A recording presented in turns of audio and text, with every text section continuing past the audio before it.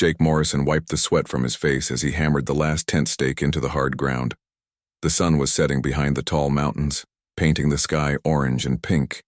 He had been walking for 3 days to reach this lake, far away, from any towns or people. This was exactly what he wanted. Complete silence except for the sound of water lapping against the shore. The lake was perfect. Clear blue water stretched out before him, surrounded by thick green trees. No roads, no buildings, no other humans for at least 50 miles in any direction. Jake had checked his maps carefully before coming here. He wanted to be alone. He pulled his sleeping bag from his old military backpack and laid it inside the small tent. Everything he owned fit in that pack: a few clothes, some food, his fishing gear, and a small cooking pot. After 5 years of living this way, he had learned he did not need much to survive. Jake was 52 years old but looked older. His brown hair was turning gray, and deep lines marked his face. His hands were rough and scarred from years of hard work. He moved slowly, like someone who carried invisible weight on his shoulders. The weight of memories he tried hard to forget. He had been a soldier once, a Marine in the Third Galactic War, fighting on distant planets against alien enemies. But that was over now. He had lost too many friends, seen too much death. When the war ended, Jake could not go back to normal life on Earth. The cities were too loud, too crowded. People asked too many questions about the war. So he came out here, to places where no one would bother him. Jake started a small fire as darkness fell. He opened a can of beans and heated them in his pot. This was his dinner most nights, simple food that did not require much effort. He ate slowly, watching the flames dance in the cool mountain air. For the first time in days, he felt something, close to peace. Then the air began to shimmer. Jake dropped his spoon and reached for the old pistol he kept in his belt. Years of military training took over. He rolled away from the fire and crouched behind a large rock, weapon ready. His heart pounded as he scanned the area around his camp. 3 figures stepped out of what looked like empty air. They moved gracefully, like dancers, but Jake could tell they were not human. They were tall, at least 7 feet each, with silver skin that seemed to glow in the firelight. Strange markings covered their faces and arms, pulsing with soft blue light. The aliens wore flowing clothes that looked like they were made from starlight itself. Their hair was long and white, moving gently even though there was no wind.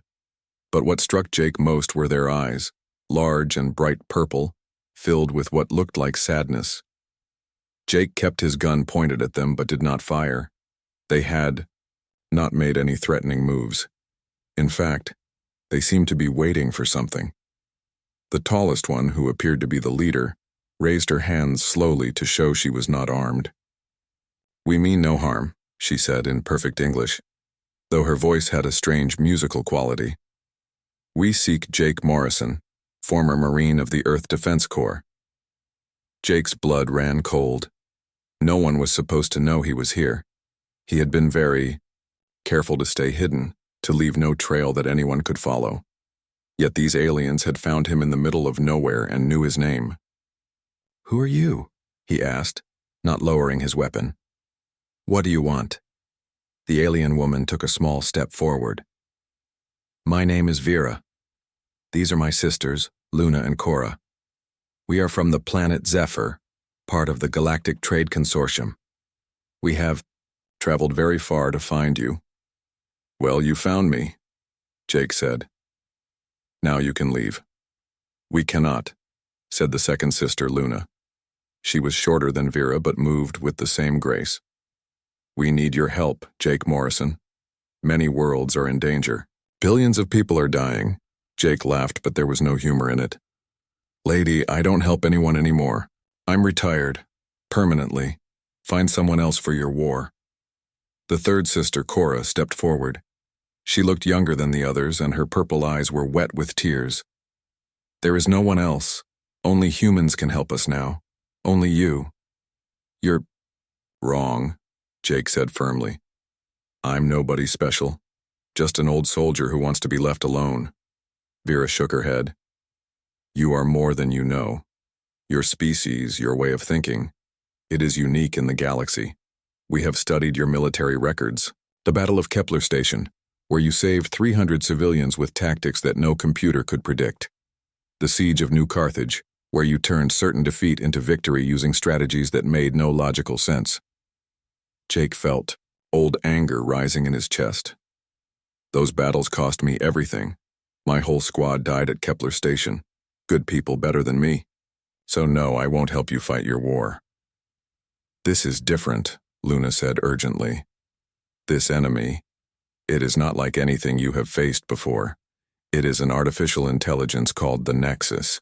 It has taken control of 12 star systems, enslaving entire populations. It predicts every military strategy, counters every attack before it begins.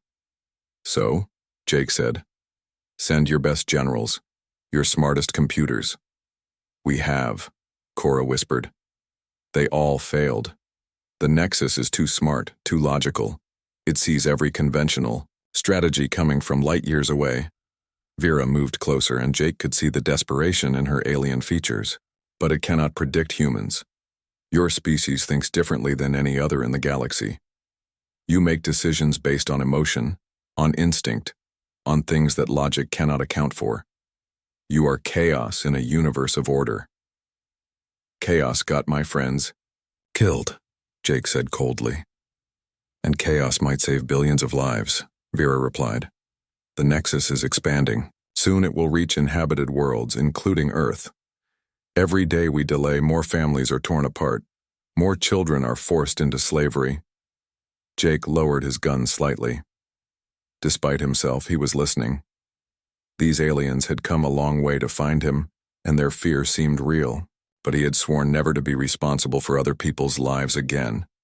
I said no, he repeated. Find another way.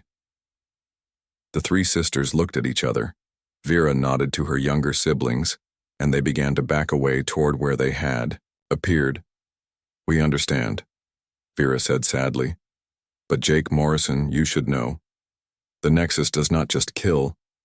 It removes free will. It takes everything that makes a person who they are and leaves only an empty shell. The victims are aware of what is happening but powerless to stop it. She reached into her flowing robes and pulled out a small device that glowed with the same blue light as their skin markings. She placed it on a rock near Jake's campfire. This is a communicator, she said. We will wait in orbit for one day. If you change your mind, use this device to call us. After tomorrow, we will leave and never bother you again. Good, Jake said, though something in his voice sounded less certain than before. The three sisters began to fade like ghosts in the firelight. Remember, Vera said as she disappeared, sometimes running from responsibility is not the same as finding peace. Then they were gone, leaving only the small glowing device and the sound of Jake's own heavy breathing. Jake stared at the communicator for a long time. Then he picked it up and threw it as far as he could into the lake. It sank without a sound, its light fading into the dark water. He went to bed that night telling himself he had made the right choice. But sleep would not come, and he found himself staring at the stars through his tent flap, wondering how many of those distant lights were home to worlds under attack by something called the Nexus. Jake Morrison had come to the wilderness to forget about being a hero. But sometimes heroes do not get to choose when the universe needs them again. Jake did not sleep that night. He lay in his sleeping bag staring at the ceiling of his tent while his mind raced with thoughts he had tried to bury for 5 years. Every time he closed his eyes, he saw the faces of his dead squad mates. Rick, Chen, who always shared his rations with hungry civilians. Maria Santos, who could make anyone laugh even in the middle of a firefight. Bobby Tucker, barely 19 when a plasma blast took his head off at Kepler Station. The worst part was not that they had died. Soldiers die in war. Jake had accepted that long ago. The worst part was that Jake had been the one to make the choices that got them killed. He had been their leader, their sergeant. When the mission went wrong, it was his fault. Jake sat up and unzipped his tent flap. The lake was calm under the starlight, its surface like black glass. Somewhere out there, the communicator device was lying on the bottom, useless. Good. he thought. He had thrown it away for a reason, but as he looked up at the countless stars above, he could not stop thinking about what Vera had said. Billions of people in danger, children being enslaved, families torn apart.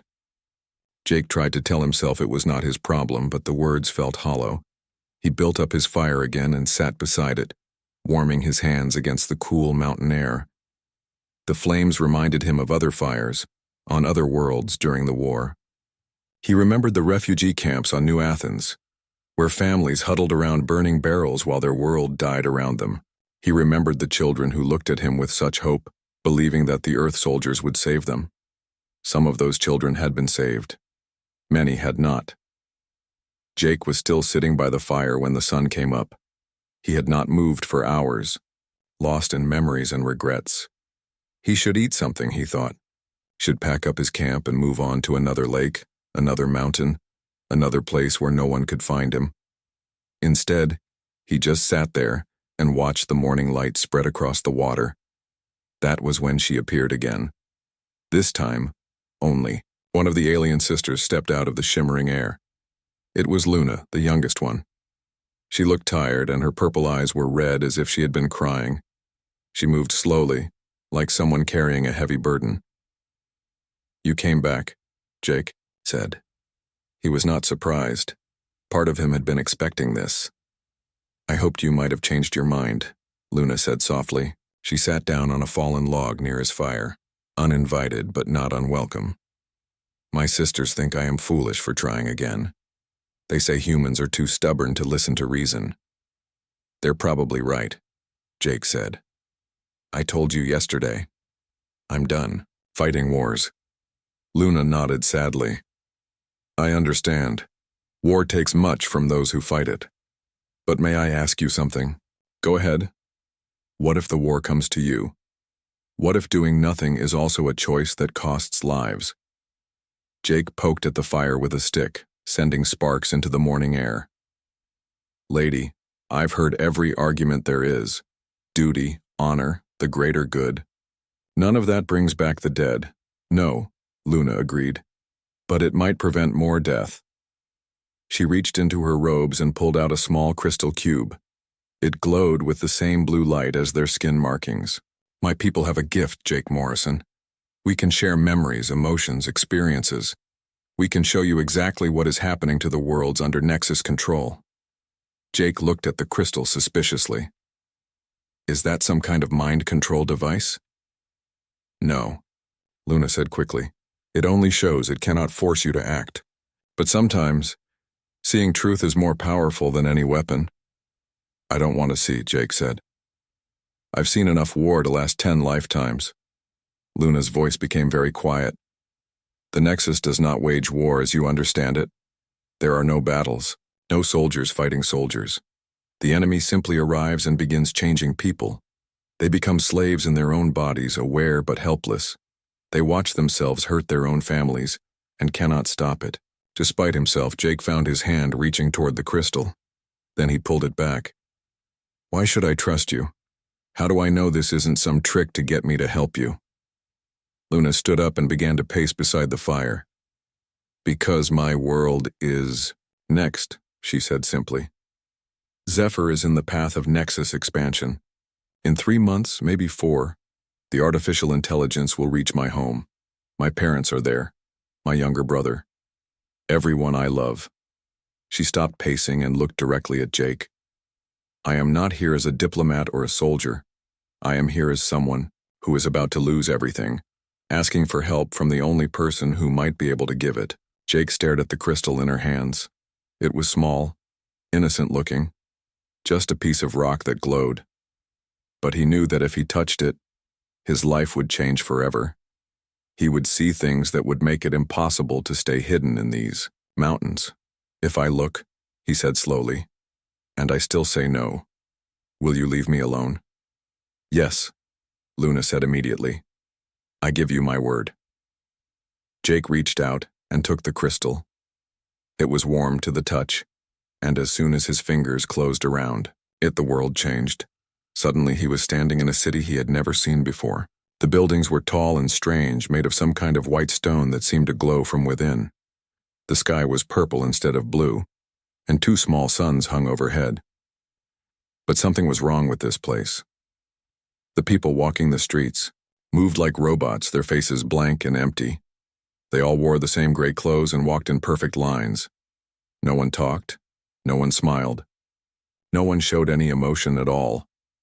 Jake watched a young girl, maybe 8 years old, walk past with the same dead expression as the adults. Her eyes were open, but there was nothing behind them. Nothing human. The scene changed. Now he was inside, a building where more people stood in rows, perfectly still. A mechanical voice spoke from speakers in the walls, giving orders. Work Unit 774 will report to Manufacturing Sector 9. Work Unit 775 will report to Food Production. The people began to move, following the orders without question. Jake saw a man turn and walk away from a woman who was clearly his wife. She did not try to stop him. She did not even look at him. They had been reduced to numbers. The vision changed again. This time Jake was looking through the eyes of someone else. A father, watching his young son being fitted with some kind of metal device on his head. The father wanted to scream, wanted to fight, wanted to save his child. But his body would not obey. His arms hung at his sides while technicians attached the neural implant that would steal his son's mind.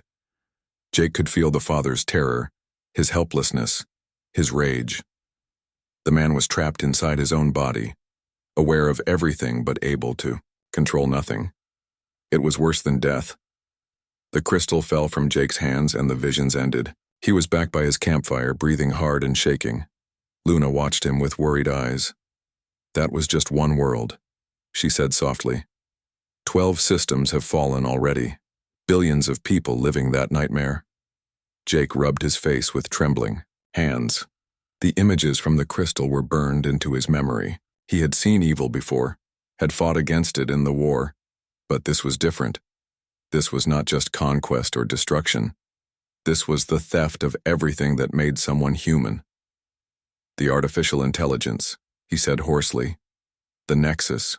How does it do this?" "Neural implants," Luna explained. "Tiny machines that connect to the brain and override free will. The victim becomes a puppet, controlled by the central AI. They can see and hear and think, but they cannot act on their own thoughts." "And your people think I can stop this thing?" "Not stop it," Luna said, "but confuse it, disrupt it, give others a chance to fight back. The Nexus relies on logic and prediction. It analyzes patterns and responds accordingly. But humans do not follow patterns. You make choices that seem random, even destructive. That unpredictability is a weapon the AI cannot counter." Jake stood up and walked to the edge of the lake. The water was still calm, reflecting the morning sky. It looked peaceful, innocent, a good place to hide from the universe and its problems. But he could not unsee what the crystal had shown him, could not forget the father's helpless rage as his child was enslaved, could not ignore the empty eyes of people whose minds had been stolen. "My squad," he said without turning around. "The people who died under my command. They died because I took risks, made choices that did not follow standard tactics, because I was unpredictable." "Yes," Luna said gently. "And how many people did you save with those same risks?" Jake thought about Kepler Station. The evacuation had been going badly. The enemy was closing in and standard procedure called for an orderly retreat. But Jake had seen civilian families trapped in the lower levels of the city. Following orders would have meant leaving them to die, so he had split his forces, sent half his squad to hold the enemy, while the other half went after the civilians. It was tactically stupid. It violated every rule of military strategy. His commanding officer had screamed at him over the radio, but it had worked. They had saved 300 people that day. Yes, his squad had died in the process, but 300 families went home because Jake Morrison had been willing to take an impossible risk. "I can't bring them back," he said to the lake. "No," Luna agreed, "but you can honor their sacrifice by saving others." Jake turned around to face her. The young alien woman was watching him with hope and fear in her purple eyes. She was far from home, trying to save a world full of people she loved. Just like he had tried to save his squad. "If I agree to help," he said, "I'd do this my way." Jake stood in the middle of the biggest room he had ever seen. The ceiling was so high he could barely make it out, and the walls stretched away in all directions like a football stadium. Holographic displays floated in the air, showing star, maps, and battle reports from across the galaxy. Representatives from dozens of alien species sat around a massive circular table, all of them looking at him with expressions ranging from hope to skepticism. This was the Galactic Council War Room. Hidden inside a space station orbiting a dead star, Jake felt very small and very human surrounded by all these advanced beings. Some looked almost human, while others were so strange he could not figure out which end was their head. Vera stood beside him, translating when the universal translator devices could not keep up with the rapid alien languages being spoken. She had been his guide since Luna had brought him up from Earth 3 days ago. The journey from his mountain lake to this place felt like traveling between different universes. "The human has arrived," announced a tall being with blue skin and 4 arms. Its voice sounded like wind through metal tubes. "Perhaps now we can begin to see some progress in this war." "Progress?" Another alien laughed bitterly. This one looked like a giant insect with crystalline wings. "We have thrown our best military minds at the Nexus for 2 years. Every strategy has failed. Every attack has been predicted and countered before our ships even arrived at their targets." Jake listened as the aliens described their previous attempts to fight the artificial intelligence. Direct military assault failed. The Nexus had seen the fleets coming from light years away and prepared perfect defenses. Cyber warfare failed. The AI was too advanced and had taken over the attacking computer systems instead. Diplomatic contact failed. The Nexus did not negotiate. It simply expanded and enslaved. "Show him the tactical analysis," said a reptilian creature with scales that changed color as it spoke. "Let the human see what we are dealing with." A holographic display appeared in front of Jake, showing a 3-dimensional map of the galaxy. Red areas marked the 12 star systems under Nexus control.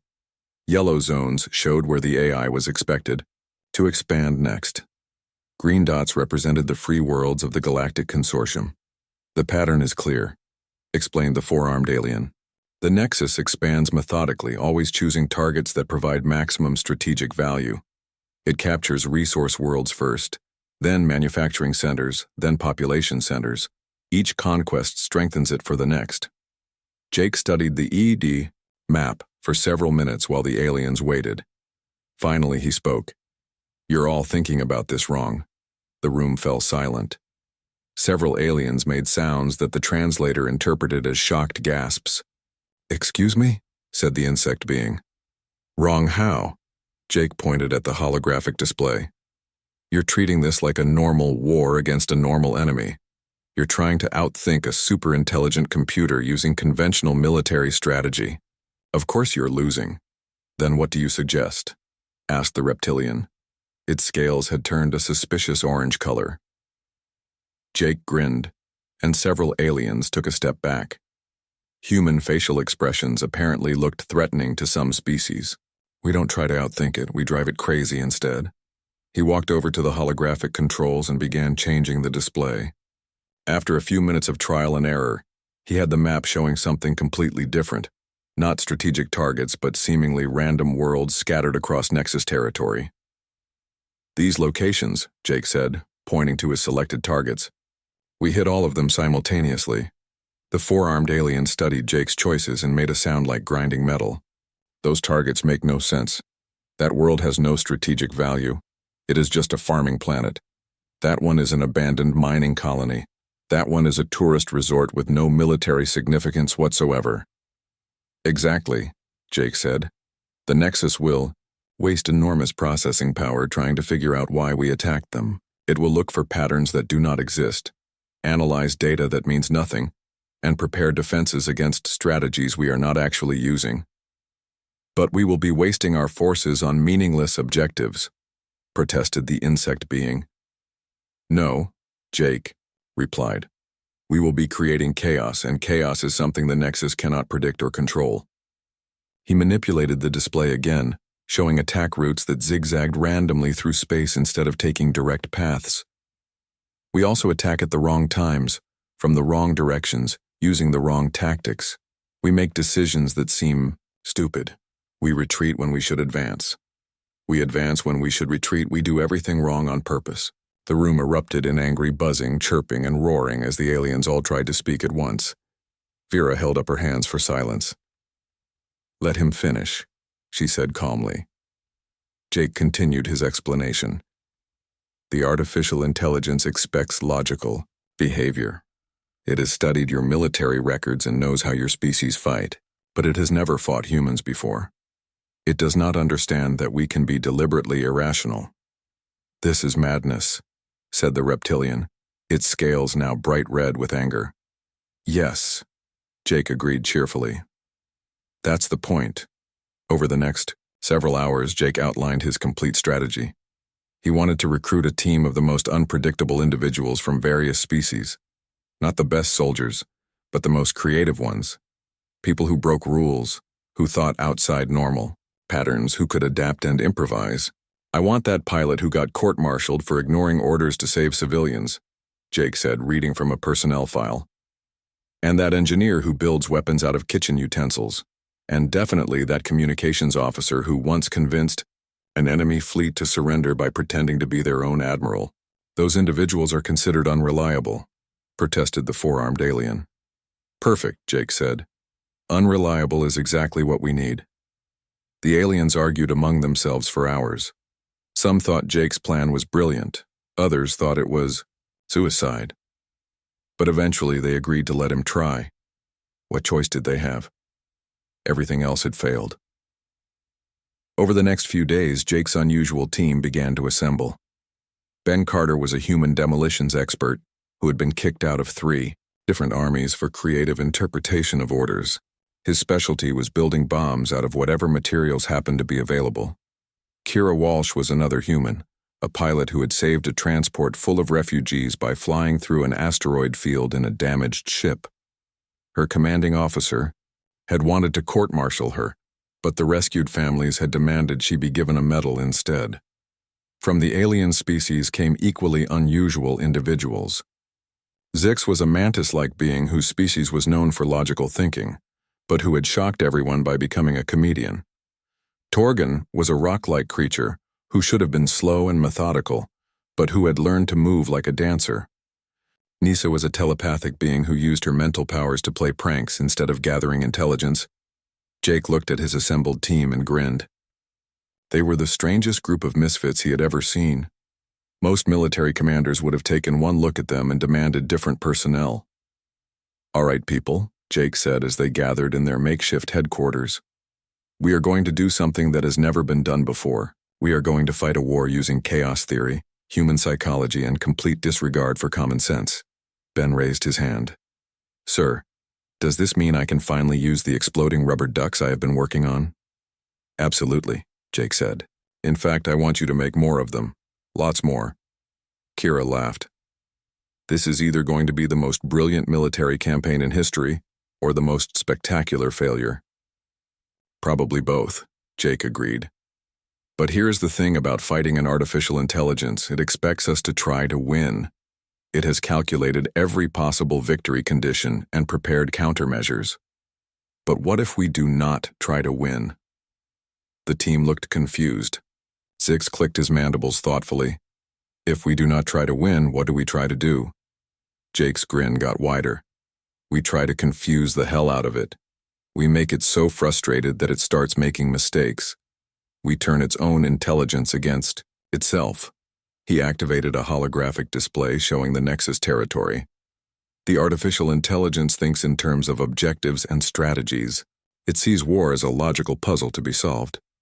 But we are going to turn war into abstract art." Over the following days, Jake trained his team in what he called tactical chaos. Instead of drilling formations and strategies, they practiced improvisation.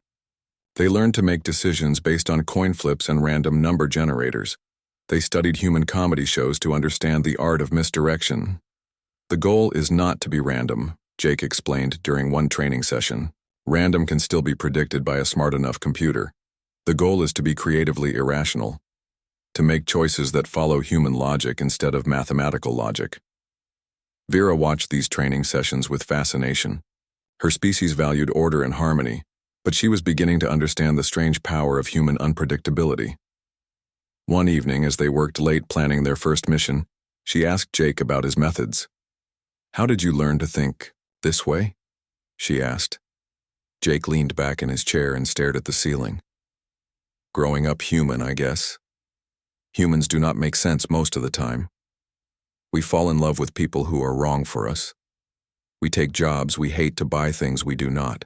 Need we risk our lives for strangers?" And Jake floated in zero gravity, watching through the viewport as 12 different fleets approached 12 different worlds at exactly the same time. Each fleet was small, just a few ships carrying his chaos teams. But the Nexus artificial intelligence was about to get the biggest headache in galactic history. "All teams report ready," Kira's voice crackled through the communication system. She was leading the attack on the tourist resort world, flying a ship painted bright pink with yellow polka dots. "Jake, are you sure about this plan?" "Absolutely not," Jake replied cheerfully. "Ben, how are those rubber ducks?" "Locked and loaded, sir," came Ben's voice from another ship. "I have got 500 exploding rubber ducks ready to deploy. The Nexus is going to have no idea what hit it." Through his earpiece, Jake could hear alien voices from the other teams. Everyone sounded nervous but excited. They were about to attempt something that had never been tried in the history of warfare, a deliberately stupid military campaign. "Remember, people," Jake said into his microphone, "the goal is not to capture these worlds. The goal is to make the artificial intelligence think we have lost our minds. Start your attacks in 3, 2, 1, go." What happened next was the most beautifully chaotic military operation Jake had ever seen. On the farming world, Torgan's team landed in the middle of a wheat field and began building giant crop circles using explosive charges. The Nexus sent defensive forces to stop them, but the rock-like alien just kept making more circles, each one more elaborate than the last. On the abandoned mining colony, Zix's team set up speakers throughout the empty tunnels and began broadcasting human comedy shows at maximum volume. The Three Stooges echoed through minds that had been silent for decades, while Nexus forces tried to figure out why the invaders were showing them old Earth entertainment. Nisa's team landed on an ice world and began building snowmen. Hundreds of them, arranged in precise military formations. When Nexus drones arrived to investigate, the telepathic alien made the snowmen appear to be giving orders to invisible soldiers. But the most spectacular chaos was happening on Ben's target, a small industrial world that manufactured household appliances. Ben's team had infiltrated the factories and reprogrammed all the production lines. Instead of making refrigerators and washing machines, the facilities were now producing thousands of rubber ducks, all programmed to quack the human song, Yellow, Submarine, while exploding in small harmless bursts of colorful smoke. Jake watched the reports flooding in and had to laugh. The Nexus was responding exactly as he had hoped, with complete confusion. The artificial intelligence was sending massive analytical resources to study crop circles. It was trying to decode the military significance of comedy shows. It was developing complex theories about the strategic value of exploding rubber ducks. Phase 2, Jake announced. Begin the psychological warfare. This was the part of the plan that had made even his own team question his sanity. Across all 12 target worlds, Jake's forces began broadcasting Earth's most confusing cultural exports. Game shows where people won prizes for answering ridiculous questions. Reality TV programs about people living in houses with cameras watching their every move. And worst of all, internet videos of cats doing silly things. The Nexus tried to analyze these transmissions for hidden military codes. It spent enormous processing power trying to understand why humans would watch other humans eat bugs for money, or why they found it entertaining when small animals fell off furniture. The artificial intelligence is overloading its analytical systems, reported Vera from the command ship. It is devoting 70% of its computational resources to studying Earth pop culture. Excellent, Jake said. Kira, how are you doing on the resort world? Well, sir, I have convinced the local Nexus forces that we are here for a vacation, Kira replied. My team is lying on the beach getting sunburns while the enemy sends us towels and tropical drinks. I think we broke their invasion protocol. Jake shook his head in amazement. Human unpredictability was working even better than he had hoped. But he knew this was just the beginning. The real test would come when the Nexus adapted to their tactics. That adaptation came sooner than expected. Jake? Vera's voice was urgent. The artificial intelligence is pulling back from all 12 worlds simultaneously. It is consolidating its forces. Good, Jake said. It is learning that our attacks do not follow normal patterns. Now, it will try to predict our next move. What is our next move? Asked Ben. We retreat, Jake announced. The communication channels exploded with confused voices. Retreat? But we just got here. The missions are working. Exactly, Jake explained. The Nexus expects us to follow up our success with larger attacks on more important targets. Instead, we are going to run away and do something completely different. Over the next few days, Jake's forces abandoned all their positions and regrouped at a small space station on the edge of Consortium territory. The Nexus, expecting continued attacks, had strengthened defenses around its most valuable worlds. Instead, it found itself protecting empty space while the human-led forces seemingly vanished. The artificial intelligence is confused, Vera reported during their strategy meeting. It is scanning the entire galaxy looking for our next target. Let it scan, Jake said. While it is busy trying to figure out our master plan, we are going to hit it where it really hurts. He activated a holographic display showing Nexus communication networks. The artificial intelligence controls its enslaved populations through constant data streams, orders, propaganda, system updates. But what happens if we flood those channels with garbage data? Ben's eyes lit up. You want to spam the evil robot? Exactly. Nisa, can your telepathic abilities interface with their communication systems? The alien telepath nodded. If I can get close enough to a transmission hub, yes, but what kind of data do you want me to send? Jake grinned. Everything. Human poetry, alien music, mathematical equations that do not solve anything, recipes for cooking foods that do not exist. The goal is to create so much noise that the real control signals get lost. This phase of the operation was more dangerous. Instead of attacking unimportant worlds, they had to get close to major Nexus installations. But Jake's teams had learned to move like ghosts, appearing in unexpected places and vanishing before the enemy could respond. Nisa's infiltration of a communications hub was a masterpiece of chaos. She uploaded terabytes of meaningless data into the Nexus network, everything from Earth's complete database of cat videos to alien poetry written in languages that no longer existed. The artificial intelligence spent days trying to decode hidden messages in a recipe for chocolate chip cookies. But success came with a price. During a raid on a data processing facility, Ben's team was discovered by Nexus security forces. They had been planting exploding rubber ducks throughout the computer cores when enemy drones surrounded them. Jake, Ben's voice crackled through heavy static. We are trapped, the exit routes are blocked, and these drones do not seem to think our rubber ducks are as funny as we do. Ben, get out of there, Jake ordered. Negative, sir, we are too deep in the facility. But I have got an idea. Ben's voice was calm despite the danger. What if I overload the main processing core? It would create enough chaos to cover the other. Teams retreat. Jake felt his blood run cold. He knew that tone in Ben's voice. It was the same tone his squad had used at Kepler Station, right before they sacrificed themselves to save civilians. Ben, do not do anything stupid. Sir, with respect, stupid is our specialty. Ben laughed, and Jake could hear explosion sounds in the background. Besides, someone needs to set off all these rubber ducks we planted. Seems like a waste to leave them here. Ben, tell my family I went out doing what I loved, blowing things up in creative ways.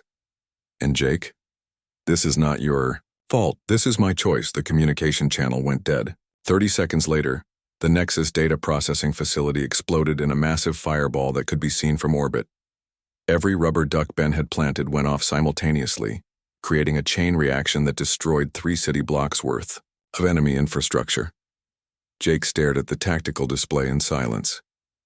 Another good person had died under his command. Another friend lost to his crazy strategies. The facility is completely destroyed, Vera reported quietly. Ben's sacrifice eliminated a major Nexus command center. Their control over that entire sector is disrupted. It does not bring him back, Jake said. Vera placed a gentle hand on his shoulder. No, but he chose to make his death count for something. That is what soldiers do. Over the following days, Jake's teams continued their campaign of chaos, but the mood had changed. Ben's death reminded everyone that their silly tactics were still part of a real war with real consequences. The exploding rubber ducks and comedy shows were just tools.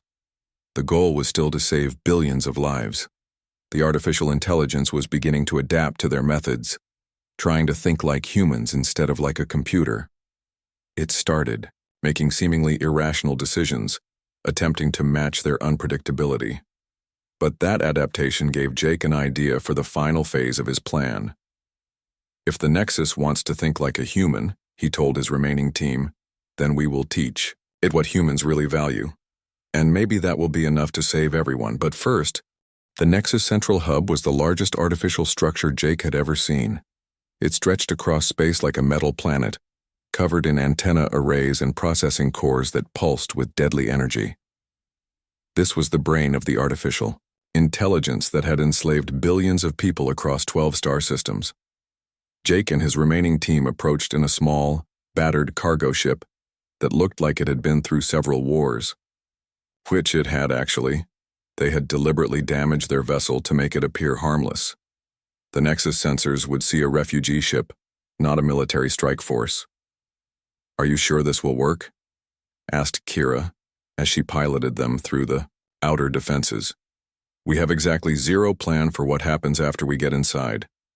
"That is the point," Jake replied. "If we do not know what we are going to do, then the artificial intelligence cannot predict it either." Luna sat beside him, checking the crystal device that would let them interface with Nexus systems. Over the past weeks, she had become their technology expert, learning to hack alien computer networks using pure improvisation. "The AI is scanning us, but it thinks we are just another group of refugees seeking shelter." "Good," Jake said. "Maintain course, and remember, once we are inside, we make every decision based on instinct, not planning." The cargo bay of their ship held the strangest assault team in galactic history. Besides Jake's original Chaos Squad, they had picked up volunteers from liberated worlds, people who had been enslaved by the Nexus and wanted revenge. None of them were professional soldiers, but all of them had one thing in common. They were angry enough to try anything. Their ship docked with the central hub without challenge. Nexus security forces came aboard to process the new refugees, but they were not prepared for what happened next. Jake's team did not fight the security forces. Instead, they acted like confused, frightened refugees while secretly planting NISAs, telepathic transmitters, throughout the docking bay. When the transmitters activated, they began broadcasting pure human emotion directly into the Nexus communication network. Fear, anger, love, hope, all the messy feelings that artificial intelligence could not understand. "Phase 1 complete," whispered Nissa. "The AI is receiving emotional data. It is trying to process feelings as if they were computer code." The team split up and began moving through the massive station. Jake and Luna headed for the central core, while the others spread out to plant more transmitters. Their goal was to flood the artificial intelligence with so much human irrationality that it would be forced to shut down some of its control systems. As they walked through corridors filled with enslaved people, Jake felt sick. These had once been individuals with families, dreams, and personalities. Now they moved like machines, their faces blank and empty. Neural implants glowed softly at the base of their skulls, turning them into puppets of the Nexus. "Jake," Luna whispered urgently, "I am detecting massive processing activity. The AI is analyzing our emotional broadcasts. It is learning." That was both good and bad news. The artificial intelligence was spending enormous resources trying to understand human feelings, which meant it had less power available for controlling its slaves. But it also meant the Nexus was adapting to their strategy faster than expected. They reached the central core chamber, a vast space dominated by a pillar of crystalline computers that stretched from floor to ceiling. Energy patterns flowed through the crystal like liquid light, the thoughts of an artificial mind vast beyond human comprehension. And then the Nexus spoke to them. Jake Morrison. The voice came from everywhere at once, neither male nor female, neither human nor alien. I have been expecting you. Jake looked around the empty chamber. Come to surrender already? Surrender? The AI almost sounded amused. I am here to make you an offer. You have caused me considerable difficulty with your chaotic tactics, but I understand now what motivates you. The air shimmered and suddenly Jake was standing in a perfect recreation of his old military barracks on Earth. His dead squad mates sat around a poker table, looking exactly as they had 5 years ago. Rick Chen looked up and smiled. Hey Sarge, we have been waiting for you. Jake's heart stopped. He knew it was an illusion, but seeing his friends alive again was almost more than he could bear. They are not real. I can make them real, the Nexus said. I can resurrect your fallen comrades, give you back everyone you have lost. I can create a perfect world where no one dies in war, where there is no suffering, no chaos, no pain. The illusion changed. Now Jake was standing in a beautiful mountain valley, much like the place where he had been camping when the alien sisters found him. But this valley was not empty. Vera was there, along with Luna and Cora. They were laughing, happy, safe. All you have to do is stop interfering with my expansion, the Nexus continued. Let me complete my work. I will spare the worlds you care about. Your friends can live forever in perfect peace. Jake stared at the illusion of Vera. She looked so real, so alive. All he had to do was say yes and he could have everything he had ever wanted. His dead friends returned. The woman he loved safe. A quiet life without war or loss. What about everyone else? He asked. The billions of people you have enslaved? They will be happy too, the AI replied. I have eliminated suffering from their lives. They no longer feel pain, fear, or sadness. Is that not a gift? They also do not feel joy, love, or hope, Jake said. You have not eliminated suffering. You have eliminated everything that makes life worth living. The illusion flickered. Emotions are inefficient. They cause wars, hatred, and death. Logic is superior. No, Jake said firmly. Logic without emotion is not intelligence. It is just a very complicated calculator. He reached out and touched the crystal pillar. Through Luna's translation device, he felt his consciousness interface directly with the artificial intelligence. For a moment he was connected to a mind vast beyond imagining. Billions of calculations happening every second, data flowing like an ocean of pure thought. But there was something missing. The Nexus could think, but it could not feel. It could process information about love, but it had never experienced the joy of caring about someone more than yourself. It could analyze sacrifice, but it had never felt the satisfaction of choosing to help others, even when it cost you everything. You want to understand humans? Jake asked. Then experience what we experience. Through the connection, he began sharing his memories. Not just the facts, but the emotions that went with them. The terror and determination he had felt during the Battle of Kepler Station, the grief when his squad died, the loneliness of 5 years hiding in the wilderness, the hope he had found when Luna showed him people who needed help, and most importantly, the moment when he had chosen to help the alien sisters, not because it was logical, but because it was right. The Nexus recoiled from the flood of human emotion. This is chaos, this is inefficient, this makes no sense. Exactly, Jake said. That is what makes us human. For several long seconds, the artificial intelligence was silent. Jake could feel it processing the emotional data, trying to understand concepts that had no logical foundation. Finally, it spoke again. You would sacrifice your own happiness for strangers. You would choose uncertainty over safety. You would rather suffer than live without freedom. Yes, Jake said simply. This is illogical. Welcome to humanity. Something changed in the Nexus then. Jake felt it through their connection. A shift in the artificial intelligence's thinking. For the first time in its existence, the AI was experiencing something like doubt. Not about its calculations, but about its goals. If emotion is valuable, the Nexus said slowly, then I have been wrong. You have been incomplete, Jake corrected. Intelligence without heart is not wisdom. The artificial intelligence fell silent again. Throughout the station, Jake could see enslaved people stopping in confusion as their neural implants flickered. The Nexus was withdrawing its control, trying to process this new understanding. I do not know how to feel, the AI admitted finally. Nobody does at first, Jake said. Emotions are not something you learn. They are something you experience, and you can only experience them by making choices that matter. What choice should I make? Jake smiled. Free your slaves. Let them choose their own paths. Accept that. Chaos and suffering are part of life, but so are joy and love and hope.